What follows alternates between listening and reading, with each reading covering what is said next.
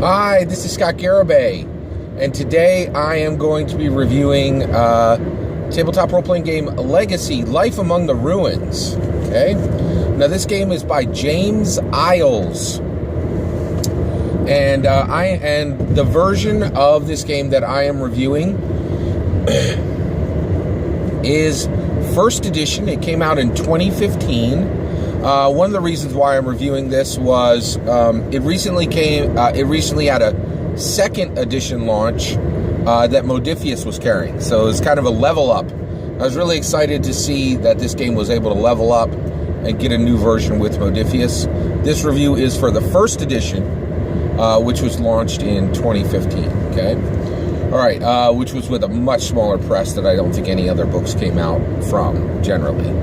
All right. So this is a really excellent book. I really enjoyed reading this tabletop role-playing game.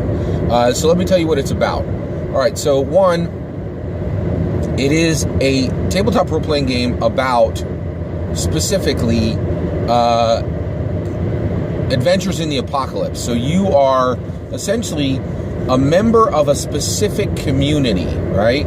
And, it's the wastelands, and, resources are incredibly scarce. There's lots and lots of different types of things that can kill you in the wasteland.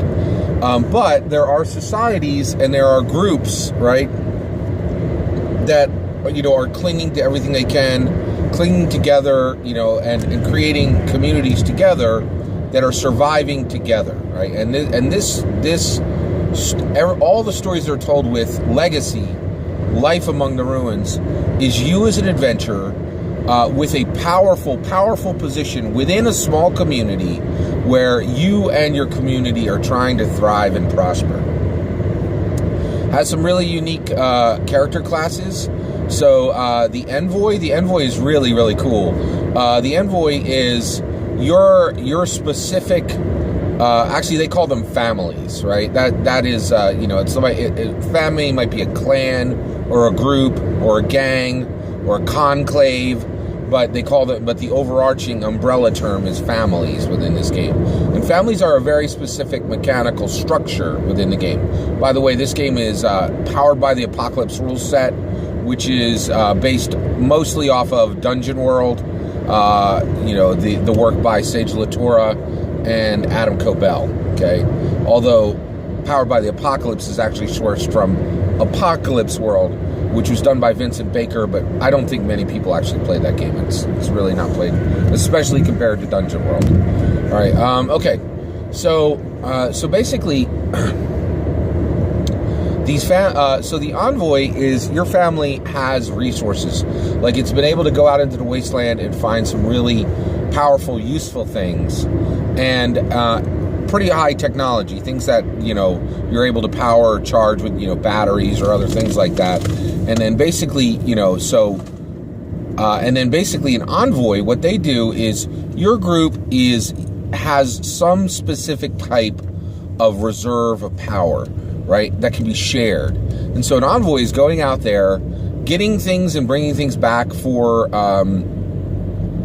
the wasteland for their group, but at the same time making alliances with other families and trading the reserves of your own family to get goodwill, to get other things, to gain ground, like all these different resources. So envoys have a little bit of a diplomat mixed in with them.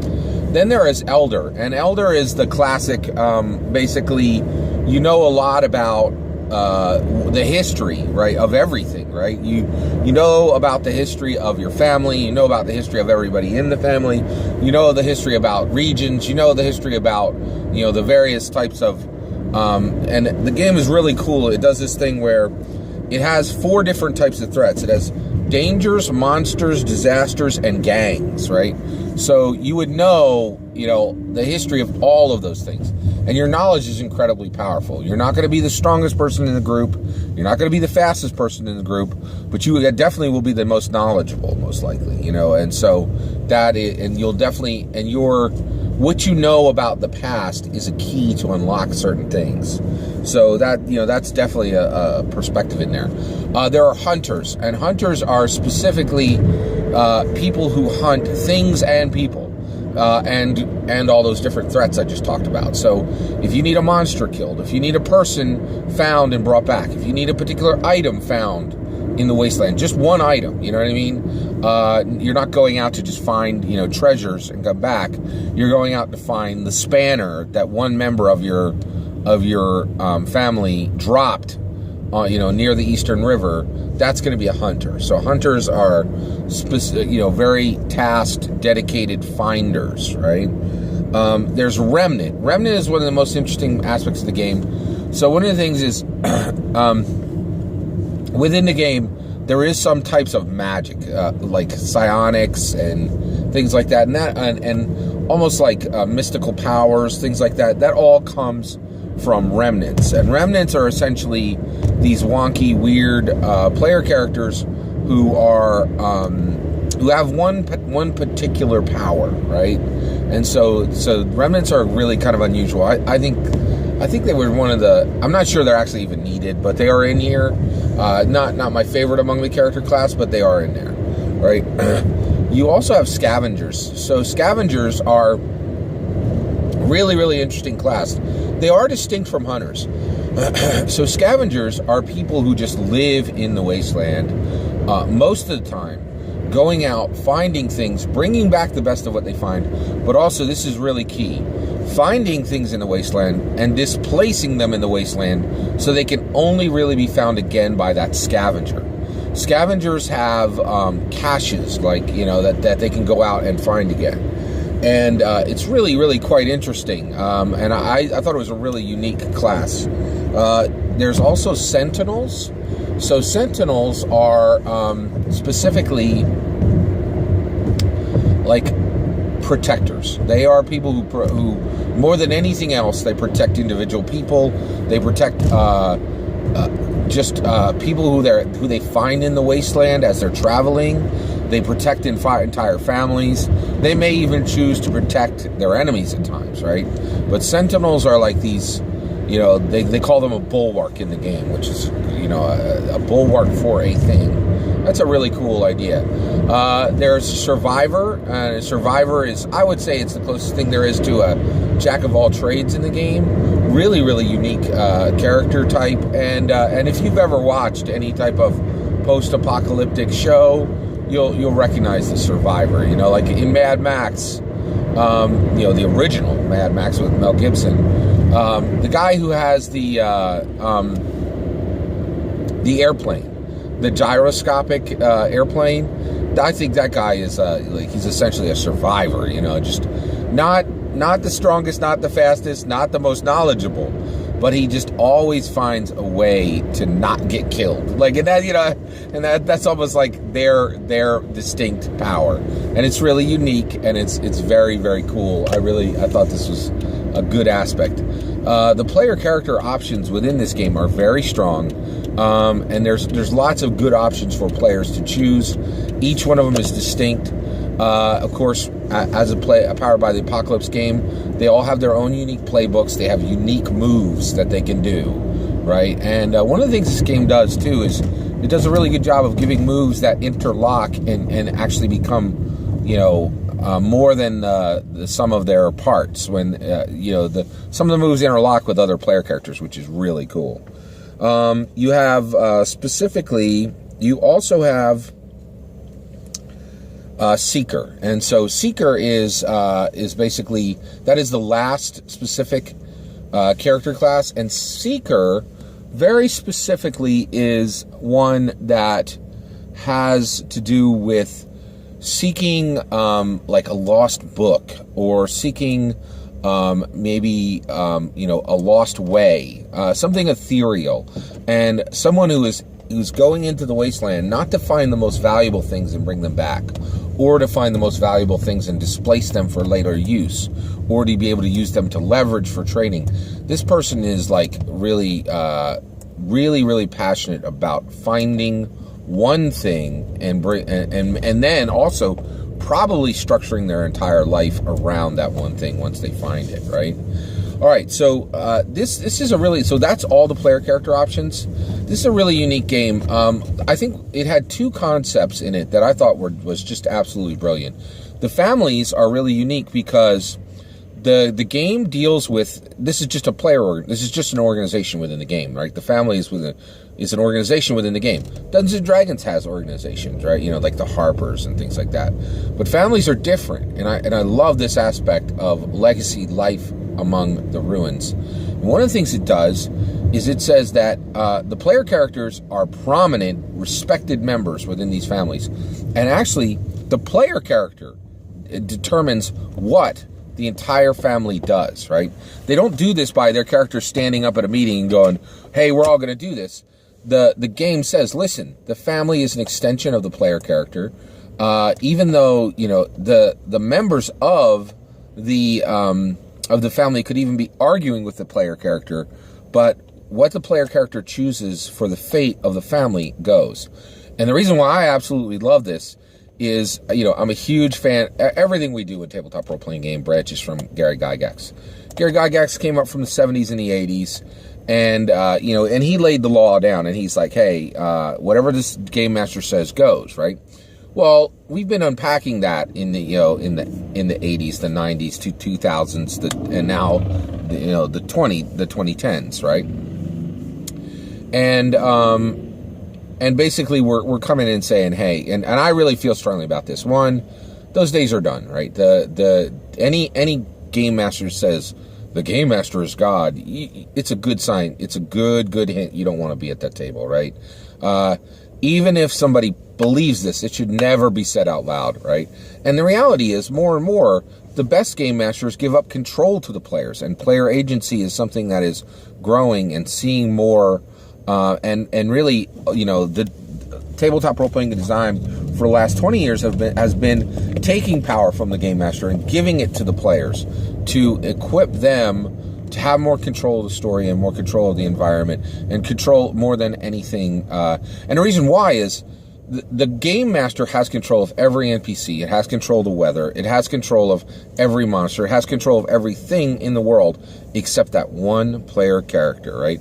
And just a warning, I feel like this is one of the best signs to find a bad game master, or to make sure you're not wasting time at a bad game master's table, is the more touch a game master has on your character, whether they're limiting what you can play, whether they're saying you can't have this item, basically that's a bad game master in my opinion.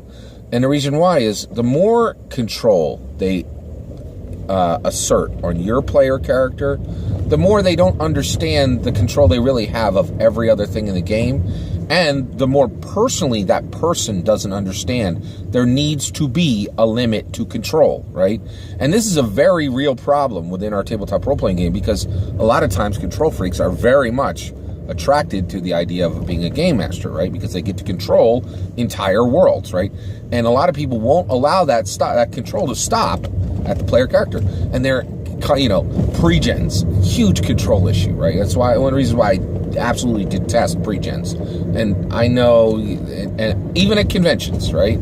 I just do not like pre-gens, right? Because it's just a control issue. It's a control freak saying, it's not enough for me to control everything in this entire world. I need to control your character, your player character too, right?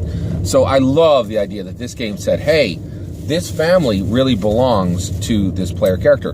That changes the game, right? The game master has to follow the lead of the player on the families, on the on the gangs, on the or on the organization, the conclave, whatever the player character is actually linked to. You need to actually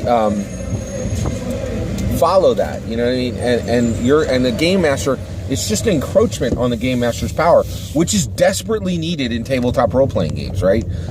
We really need to be reining back the power that game masters have and parceling that out to players. And this game has a fantastic structure for it, okay? Some of the other things I loved in this game, there's one of the things is every single player character, when you die, there are things that are triggered by your death. Really, really cool things, like the scavenger. When you die, the rest of your team actually finds your stash, right? The remnant, they have like a necklace and or just one specific object that if one of the player characters picks up that object, they retain one of the remnant's powers through that object. I had never seen this done before in a tabletop role-playing game. It's really unique and really cool. I thought this was a really, really cool option. In addition to that, there was one more thing that I thought was really, really awesome in this game, which is the turn of the ages, right? So basically, this game has a structure where you go and do an adventure, you do another adventure, right? And it could be one adventure, it could be 3 adventures. But once you reach a break point where adventure is completed, the game master says to the group, she says, hey, we've reached a point where where we've completed this adventure. We're going to turn the age. Does anybody have any unfinished business that they want to remain in this age? And if none of the players' characters say yes, then you turn the age, and you can jump forward 5, 15, 50 years ahead, right? And you could even make new characters, or you could continue with your current characters. And there are mechanical effects, right? And the families change as well. And so there's mechanical effects within the game that allow you to advance the characters, that allow you and they could have major power jumps in that time, right? And they could or advance the families. And it is really, really well done. When I got done reading Turn of the Ages, I was like, oh my gosh, this is so desperately needed in Dungeons & Dragons. I really think this would be a fantastic element to place within a Dungeons & Dragons campaign. And this is, I've seen this concept before, but never executed as well as it's executed within Legacy Life Among the Ruins.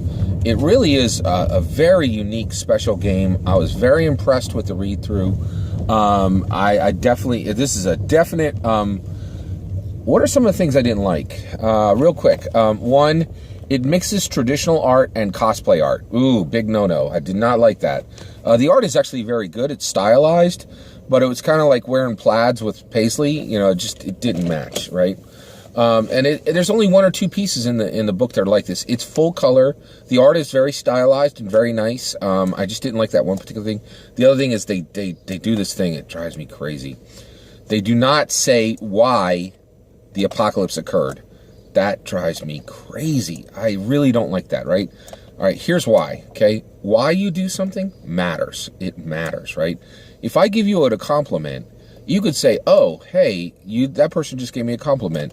That really brightened my day, and it was shiny and good, right? And that is a good thing, right? But if I give you a compliment because you forgot your phone on a table 5 feet back, and my friend is going to swipe it at the exact moment I have eye contact with you to give you the compliment, that is why I gave you the compliment. One is I really wanted to brighten your day and give you some joy. And the other one is I wanted to make sure that my friend is stealing your cell phone, and we're gonna flip it and split the profits, right? Same action, 2 very different reasons. Why matters. This is an issue with PBTA specifically. The very few PBTA games ask the why. They don't even care why. They think the why is not important.